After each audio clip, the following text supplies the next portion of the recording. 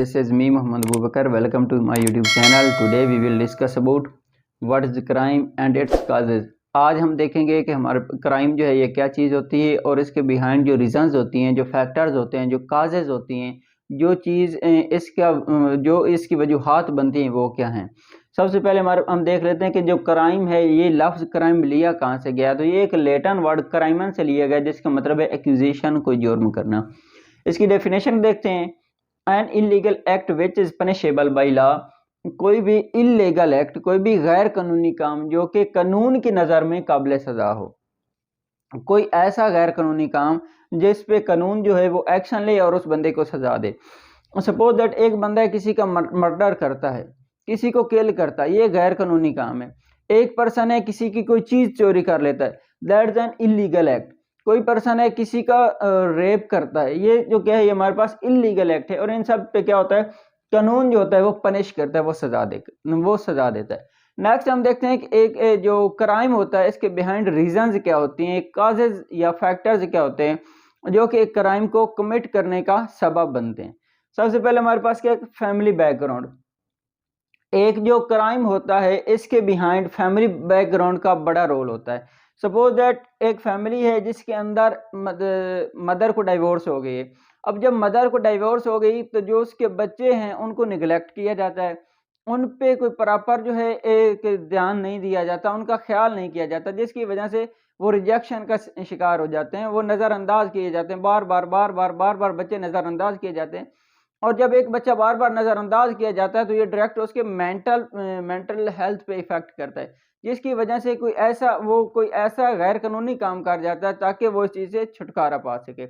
इसके अलावा जब जो एक फैमिली है उसका साइज बड़ा हो जाता है, मतलब बच्चे ज़्यादा हो जाते हैं, तो तब ये होता है कि पेरेंट्स जो हैं कुछ बच्चों को इम्पोर्टेंस देते हैं, कुछ को रिजेक्ट करते हैं, कुछ को निगलेक्ट करते हैं। और वो जो निगलेक्शन होती है उस वजह से भी कुछ बेबी जो होते हैं वो क्राइम कमिट करते हैं। नेक्स्ट जो है कि अथॉरिटेरियन पेरेंटिंग, वो ऐसे वालिदैन जो कि अपने बच्चों को कहते हैं कि जो मैं कह रहा हूँ आपने वो करना है। वो क्या कहते हैं कि बिकॉज आई सेड सो, क्योंकि ऐसा मैंने कहा है तो आपने किया क्यों नहीं। और जब किसी कम्युनिटी के अंदर ऐसे बच्चों पे जो है ऑर्डर लागू किया जाए तो बच्चे तंग आके भी कुछ ना कुछ जो इलीगल एक्ट है वो कर लेते हैं। मसलन कोई चीज़ खुद को मार लेते हैं, कोई खुद को फांसी का फंदे में लटका देते हैं, किसी गाड़ी वगैरह के नीचे आ जाते हैं, ऐसा मतलब कोई ना कोई गैर कानूनी काम वो कर लेते हैं। और इसके अलावा जो फैमिली होती है इसकी वजह से क्या है कि जो प्रॉपर सिविलाइजेशन नहीं करती, जो फैमिली अपने बच्चों की प्रॉपर सिविलाइजेशन नहीं करती, अनसिविलाइज्ड बच्चे जो हैं वो भी क्राइम कमिट करते हैं। तो इन केसेस के अंदर जो एक फैमिली होती है ये भी क्राइम का काज बनती है। नेक्स्ट हमारे पास है पीयर इन्फ्लुएंस। एक इंडिविजुअल जिस पीयर ग्रुप के अंदर रह रहा है, जिन दोस्तों के साथ रहता है सुबह शाम, वो उनकी जो संगत होती है वो वो लड़का या लड़की जो उनके साथ रह रहा है उस पर गहरा असर डालती है। अगर तो उसके फ्रेंड्स जो हैं वो अच्छे हैं, मॉरल हैं, वैल्यूज़ को जो है उन पे अमल करने वाले हैं, तो तब वो इंडिविजुअल जो है वो सेट रहेगा, वो उसका करैक्टर ठीक रहेगा। लेकिन अगर वो इंडिविजुअल जो है उसके जो पीयर हैं वो बैड करैक्टर है, तो वो जो लड़का है या लड़की है, जो भी पर्सन है, वो क्या होगा कि वो क्राइम कमिट करने लग जाएगा। तो इस तरह जो बैड पीयर ग्रुप होता है वो भी क्राइम का काज बनता है। नेक्स्ट हमारे पास है साइकोलॉजिकल इश्यूज। वो लोग जिनकी mental growth, mental development properly नहीं होती है, साइकोलॉजिकली वो ठीक नहीं होते, वो भी क्राइम कमिट करते हैं। तो साइकोलॉजिकली जो इश्यूज होते हैं ये भी क्राइम का काज बनते हैं। नेक्स्ट हमारे पास है सोशल काजेज। सोशल काजेज के अंदर हमारे पास ये होता है कि ऐसी सोसाइटी जिसके अंदर कोई प्रॉपर रूल्स एंड रेगुलेशंस नहीं होते, प्रॉपर जो कानून है वो लागू नहीं होता। ऑफ कोर्स वहाँ पे जो एक एडमिनिस्ट्रेटिव सिस्टम है वो तबाह हुआ होता है, तो वहाँ पे लोग अपनी मर्जी करते हैं। वहाँ पे गैम्बलिंग होती है, वहाँ पे ड्रग एडिक्शन होती है, वहाँ पे चोरियाँ होती हैं।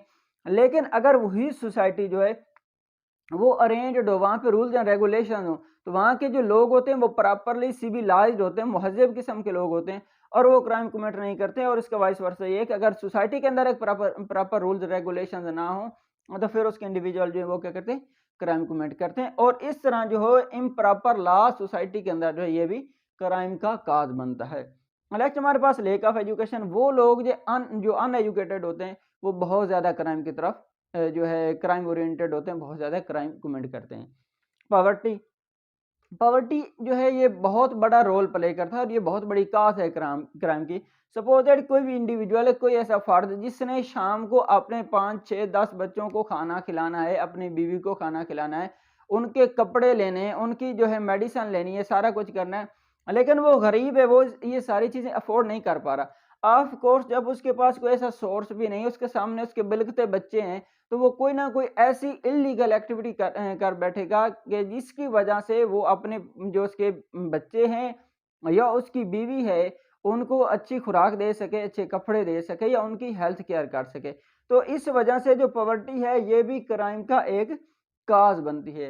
नेक्स्ट हमारे पास है अनएम्प्लॉयमेंट। अब कोई स्टूडेंट है जिसने जो है मास्टर तक एजुकेशन हासिल की, जब मास्टर तक उसने एजुकेशन हासिल की और एजुकेशन हासिल करने के बावजूद वो अनएम्प्लॉयड है, उसको कोई जॉब अपॉर्चुनिटी नहीं मिल रही, जबकि उसने इतने मतलब बहुत ज़्यादा खर्चा किए हैं, अखराजात किए, तो उन अखराजात की वजह से इतनी बड़ी डिग्री लेने के बावजूद फिर वो क्या है, अनएम्प्लॉयड है, उसके पास जॉब कोई नहीं। तो ऑफ कोर्स वो तंग आके कोई ना कोई ऐसा स्टेप ज़रूर लेगा कि वो मतलब खुद सर्वाइव कर सके और जो है उसकी एटलीस्ट जो उसकी हिमसेल्फ डेली बेसिस पे जो उसकी नीड्स हैं उनको वो फुलफिल कर सके। तो इस तरह जो है अनएम्प्लॉयमेंट ये भी एक क्राइम का काज बनती है। नेक्स्ट हमारे पास है सेक्सुअल डिजायर।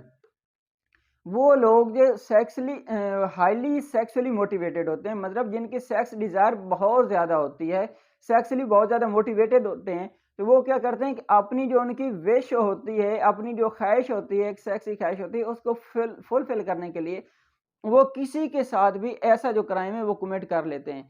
तो इसके बिहाइंड जो एक पर्सन की सेक्सुअली मोटिवेशंस होती हैं, वो क्या है, वो भी जो सेक्सुअल डिजायर होती है, ये भी एक क्राइम के कमिट करने का काज बनती है।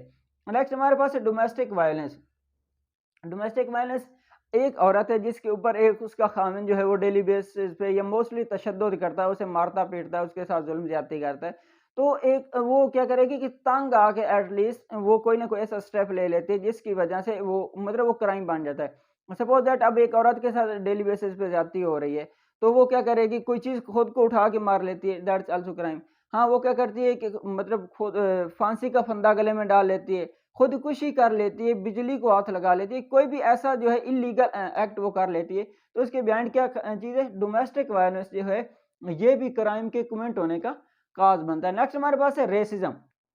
रेसिज्म जो होते हैं नस्ल परस्ती या एथनिसिटी, ये भी क्राइम कमिट करने का काज बनती है। अब एक ही सोसाइटी के अंदर एक ग्रुप जो है जिनके पास सुपेरियोरिटी है और जो दूसरा ग्रुप है वो क्या है कि उनको कमतर समझा जाता है। अब जिस ग्रुप को कमतर समझा जाएगा, ऑफ कोर्स उसको ये बात अच्छी नहीं लगती, तो वो उसके मन में ये आ जाता है कि यार मुझे ऑलरेडी कम था, तो ये समझते हैं मेरी इज्जत तो है ही कोई नहीं, मेरा वकार तो है ही कोई नहीं, सोसाइटी मुझे अच्छा नहीं समझती है, तो क्यों ना मेरे दिल की जो है मैं वो तो पूरी कर लूं। तो इस तरह जो रेसिज्म है ये भी क्राइम कमिट करने का बायस बनती है। आई होप सो कि आपको आज का लेक्चर पसंद आया होगा। Please like comment and subscribe my channel. Thank you.